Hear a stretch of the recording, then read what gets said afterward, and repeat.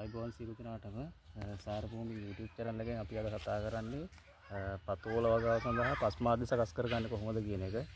මම අරන් තියෙනවා කොහුබත් කොටස් 3යි, පතු පිටපස් කොටස් 3ක් අරන් තිනවා.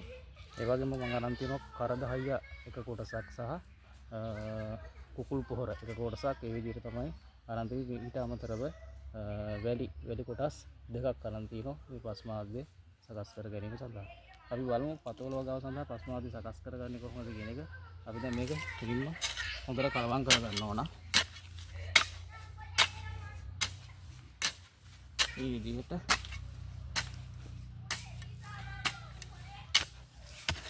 මේ පස් ලොකු පැට පොඩි වෙන්න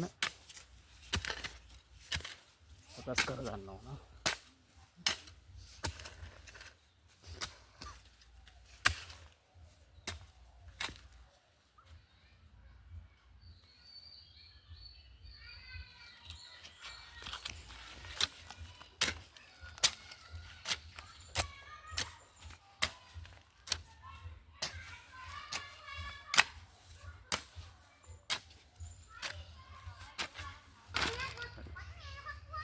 මේ තියෙන දැන් අපි පතෝල වගාවට අවශ්‍ය පස්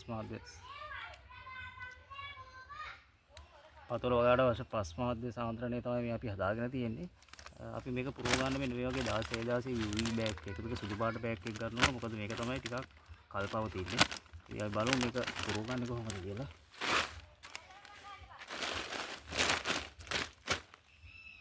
මේ විදිහට දාලා මේ පොඩ්ඩක් ඇතුළට තද කරගන්න ඕන.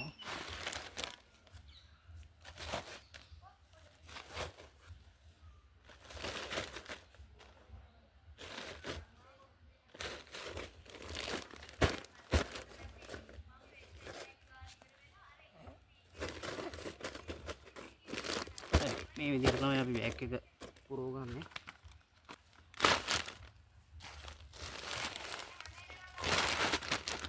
මේ විදිහට දාලා එහෙම පුරව ගන්න ඕන.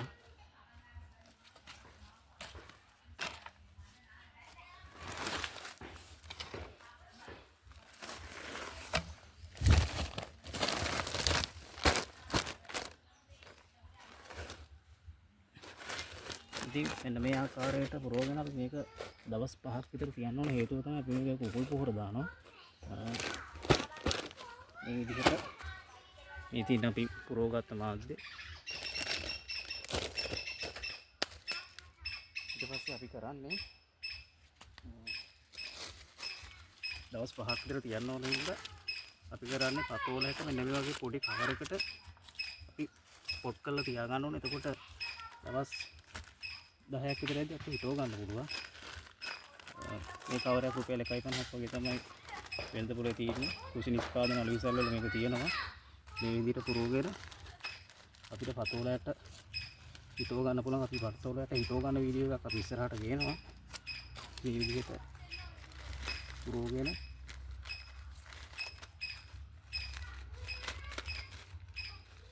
මේක ඇතුළට අපිට පතෝලයට හිටව ගත්තට පස්සේ ගහ ඉතාම ශක්තිමත් විදිහට අපිට පස් මාධ්‍ය සහිත බෑග් එකේ හිටව ගන්න පුළුවන්.